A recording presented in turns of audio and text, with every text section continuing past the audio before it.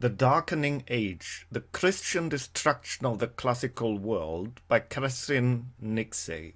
This is a preview on a really recommended book written by Catherine Nixey on the rise of Christianity and the destruction of the classical world.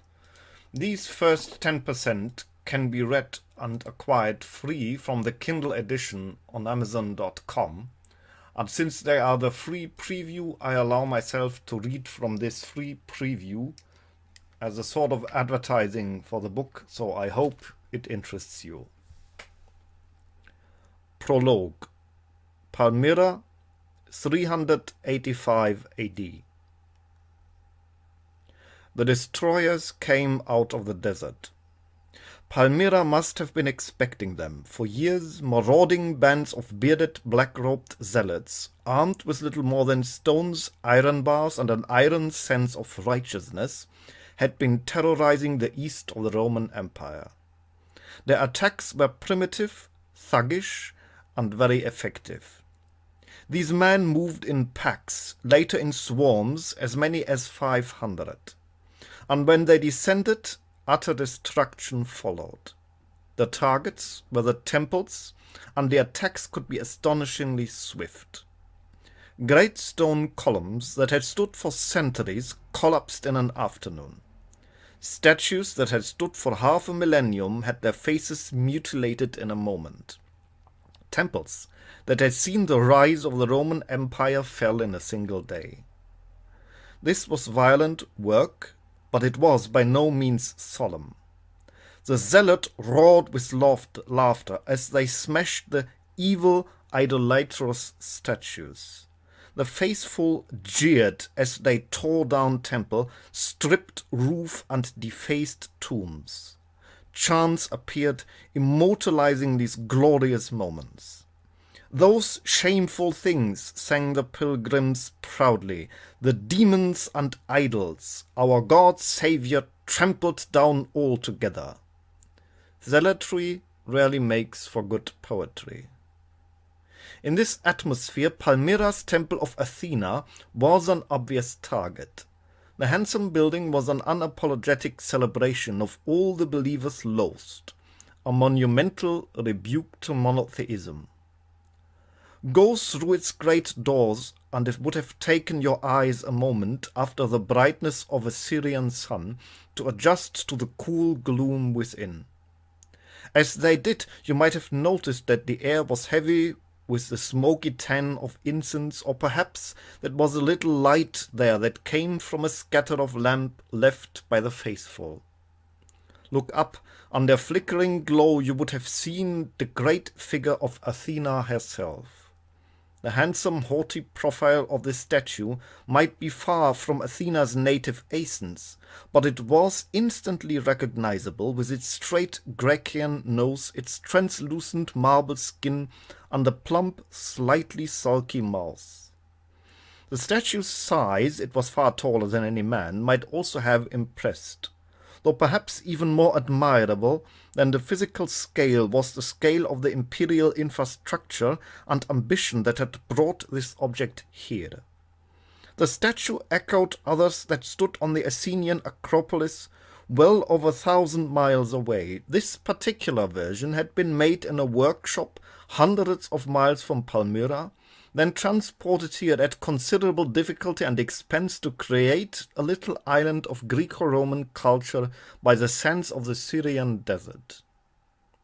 Did they notice this, the destroyers, as they entered? Were they even fleetingly impressed by the sophistication of an empire that could quarry, sculpt, and then transport marble over such vast distances? Did they even for a moment admire the skill that could have been kissably soft-looking mouths out of hard marble? Did they, even for a second, wonder at its beauty?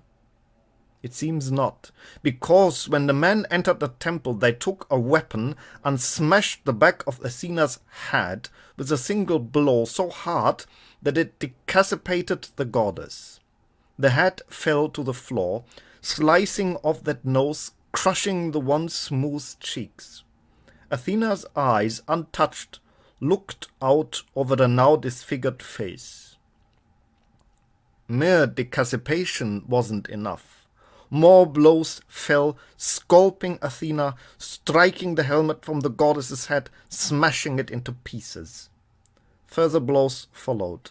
The statue fell from its pedestal, then the arms and the shoulders were chopped off. The body was left on its front in the dirt. The nearby altar was sliced off just above its base. Only then does it seem that these men, these Christians, felt satisfied that their work was done. They melted out once again into the desert. Behind them the temple fell silent. The votive lamps, no longer tended, went out. On the floor the head of Athena slowly started to be covered by the sands of a Syrian desert. The triumph of Christianity had begun. Unending. Athens, 532 AD. There must have been a melancholy party.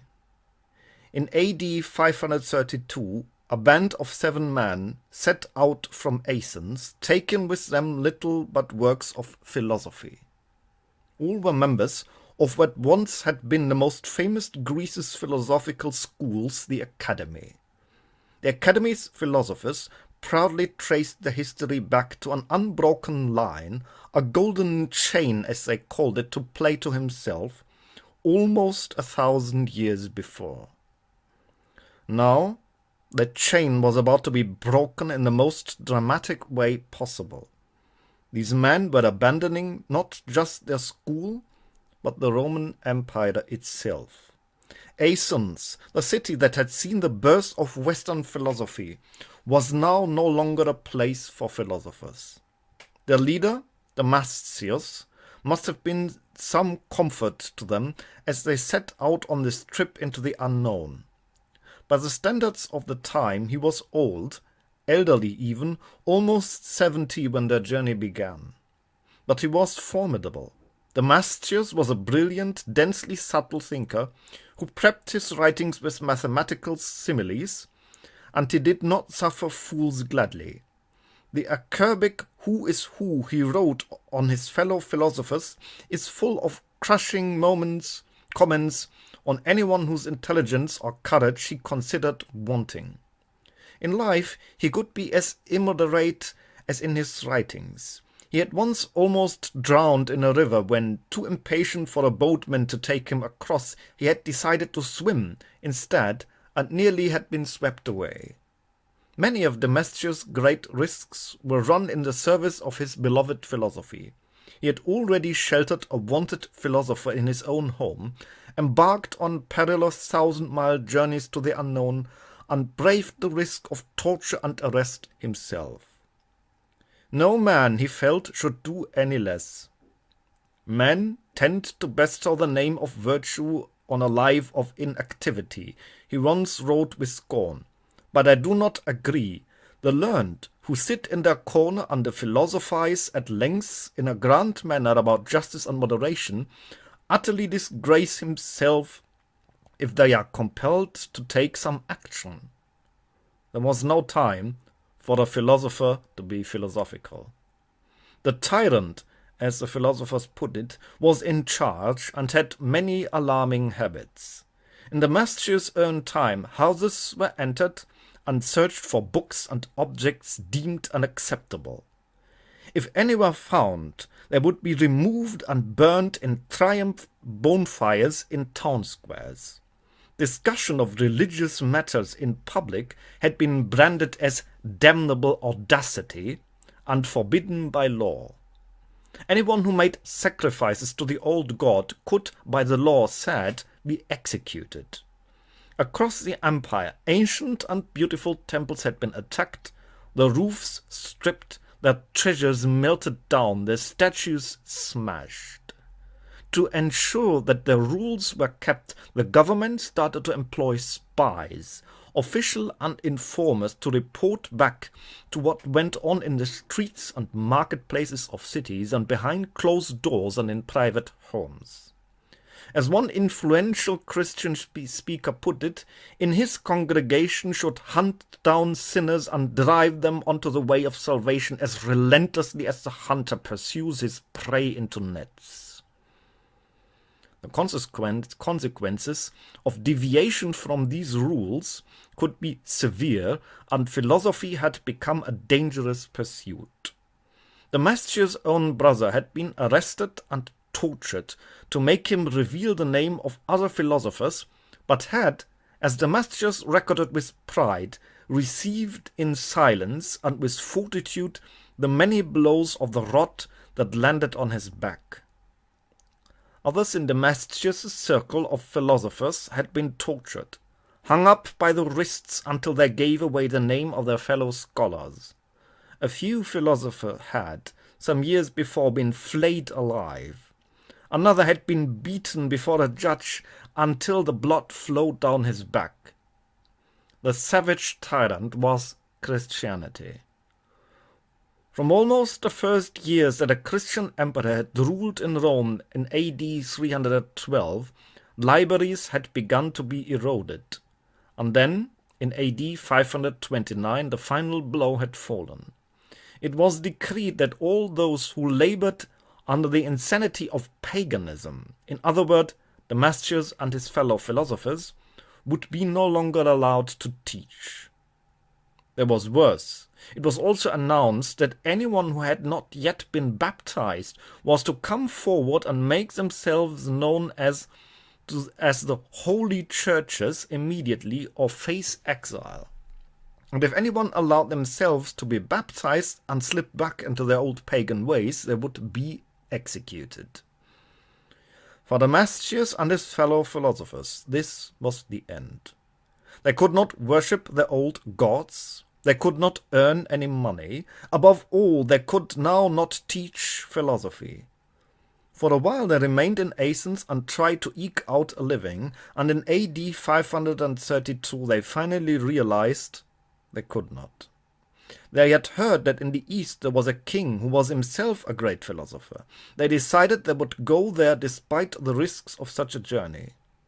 The Academy, the greatest and most famous school in the ancient worlds, perhaps ever, a school that could trace its history back for almost a millennium, closed. It is impossible to imagine how painful the journey through Athens would have been. As they went, they would have walked through the same streets and squares as their heroes, Socrates, Plato, Aristotle, had once walked and worked and argued. They would have seen in them 1,000 reminders of those celebrated times were gone. The temples of Athens were closed and crumbling, and many of the brilliant statues that had once stood in them had been defaced and removed. Even the Acropolis had not escaped. Its great statue of Athena had been torn down. Much of Damascus' writing has been lost, but occasional phrases remain, certainly enough to discern his feelings. His entire life, he wrote, was being swept away by the torrent. The writings of another Greek author from some years earlier show similar despair. We are, he wrote, man reduced to ashes, for today everything is turned upside down. In another bleak epigram, this same anguished poet asked, is it not true that we are dead and only seem to live, we Greeks, or are we alive and life is dead? When modern historians describe this period, this time when all the old religions died away and Christianity finally became preeminent, they tend to call it the triumph of Christianity. It is worth remembering, however, the original Roman meaning of the word triumph. A true Roman triumph wasn't merely about the victory of the winner. It was about the total and utter subjugation of the loser. In a true Roman triumph, the losing side was paraded to the Capitol, while the winning side looked on at an enemy whose soldiers had been slain, whose possessions had been despoiled, and whose leader had been humiliated. A triumph was not merely a victory, it was an annihilation. Little of what is covered in this book is well known outside of academic circles. Certainly, it was not well known by me when I grew up in Wales, the daughter of a former nun and a former monk. My childhood was, as you might expect, a fairly religious one. We went to church every Sunday, said grace before meals, and I said my prayers, or at any rate the list of requests which I considered to be the same thing, every night. When Catholic relatives arrived, we play-acted not films, but first Holy Communion and, at times, an actual communion. A terrible sin, and not a wonderful game either, this was at least an opportunity to glean extra blackcurrant juice from adults. So there was a lot of God, and at any rate of Catholicism in my childhood.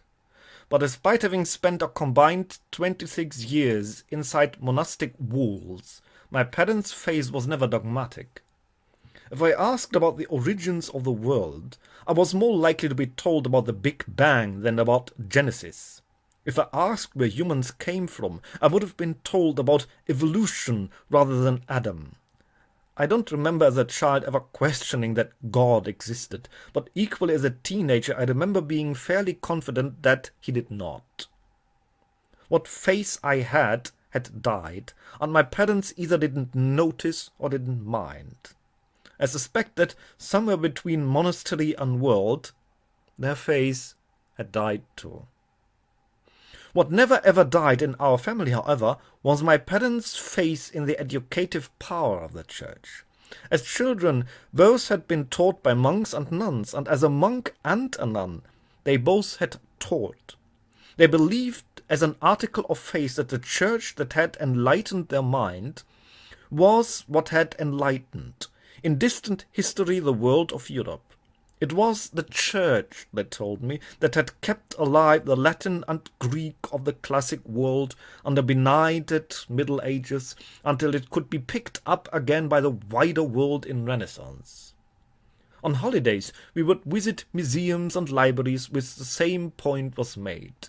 As a young child, I looked at the glowing gold of the illuminated manuscript and believed in a more metaphorical illumination in ages of intellectual darkness. And in a way, my parents were right to believe this, for it is true. Monasteries did preserve a lot of classical knowledge. But it is far from the whole truth. In fact, this appealing narrative has almost entirely obscured its earlier, less glorious story. For before it preserved, the church destroyed. In a spasm of destruction never seen before, and one that appalled many non-Christians watching it, during the 4th and 5th centuries the Christian church demolished, vandalized and melted down a simply staggering quantity of art. Classical statues were knocked from their plinths, defaced, defiled and torn limb from limb. Temples were razed to their foundations and burned to the ground. A temple widely considered to be the most magnificent of the entire empire was levelled. Many of the Parthenon sculptures were attacked, faces were mutilated, hands and limbs were hacked off, and gods were decapitated. Some of the finest statues of the whole building were almost certainly smashed off, then ground into rubble, and that was what used the churches, and then was used to build churches. Books, which often were stored in temples, suffered terribly. The remains of the greatest library of the ancient world, a library that had once held perhaps 700,000 volumes, were destroyed in this way by Christians. It was over a millennium before any other library would even come close to its holdings. Works by censored philosophers were forbidden, and bonfire blazed across the empires as outlawed books went up in flames. Dramatic though all this was, far more destruction was achieved through sheer neglect.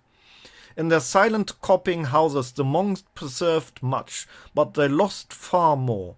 The atmosphere could be viciously hostile to non-Christian authors. In the silence in which monks worked, gestures were used to request certain books. Outstretched palms undermined turnings of pages signified that the monk wished a psalter to be passed over to him, and so on. Pagan books were requested by making a gagging gesture. Unsurprisingly, the works of these despised authors suffered. At a time in which parchment was scarce, many ancient writers were simply erased, scrubbed away so that the pages could be reused for more elevated themes. Palimpsests, manuscript in which one manuscript has been scaped again, provide glimpses to the moments of which these ancient works vanished. The last copies of Cicero's De Republica was written over by Augustine on the Psalms. A biographical work by Seneca disappeared beneath yet another Old Testament.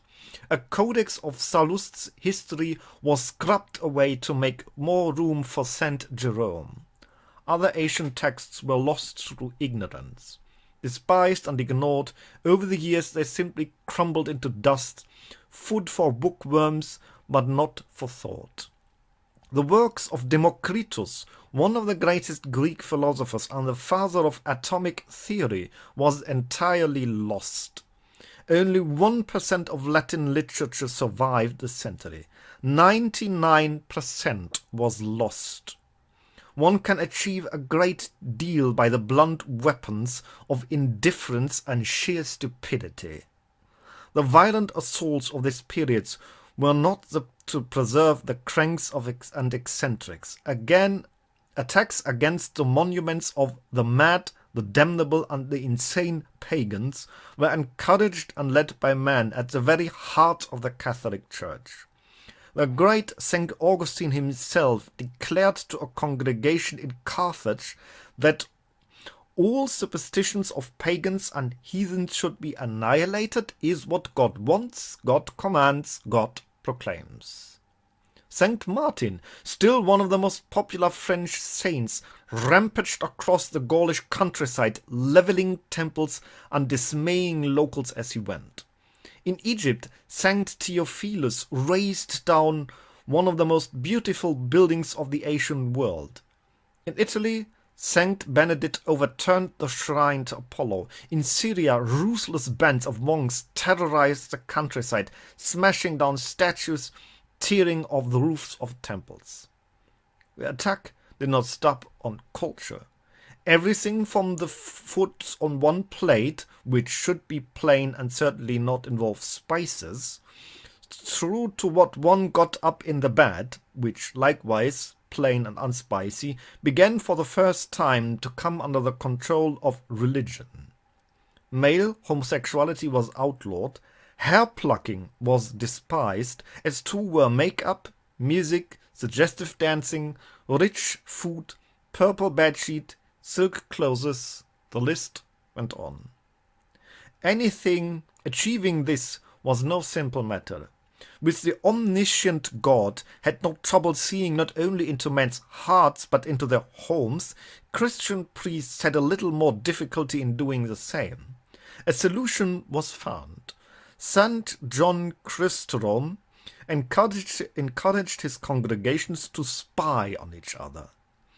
Each enter others' homes, he said. Pry into each other's affairs. Shun those who don't comply. Then report all sinners to him, and he would punish them accordingly. And if you didn't report, then he would punish you too. Just as hunters chase wild animals, not from one direction but from everywhere, and cast them into the net, so too together let's chase those who've become wild animals and cast them immediately into the net of salvation, we from this side, you from that. Fervent Christians went into people's houses and searched for books, statues, and paintings that were considered demonic. This kind of obsessive attention was not cruelty. On the contrary, to restrain, to attack, to compel, even to beat a sinner was, if you turned them back to the path of righteousness, to save them. As Augustine, the master of the pious paradox, put it, "O merciful savagery!" The results of all this were shocking and, to non-Christians, terrifying. Townspeople rushed to watch the international famous temples were destroyed. Intellectuals looked on in despair as volumes of supposed unchristian books, often in reality texts on the liberal arts, went up in flames.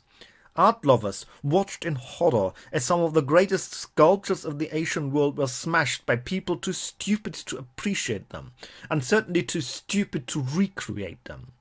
The Christian could often not even destroy effectively. Many statues on the many temples were saved simply by virtue of being too high for them, with their primitive ladders and hammers to reach. I had originally conceived on this book as a travelogue. It would be interesting, I thought, to follow Damascus as he zigzagged across the Mediterranean, a pagan St. Paul, Syria, Damascus, Baghdad, parts of Egypt, and the southern border of Turkey. All places that he had travelled to were by no means easy to reach, but they were just about achievable. However, in the years between coming up with the idea and writing this book, the reality of doing so became impossible. Since then, as I write, the Syrian civil war has left parts of Syria under the control of a new Islamic caliphate. In 2014, within certain areas of Syria, music was banned and books were burned. The British Foreign Office advised against all travel to the north of the Sinai Peninsula. In 2015, Islamic State militants started bulldozing the ancient Assyrian city of Nimrud, just north of Mosul in Iraq, because it was idolatrous.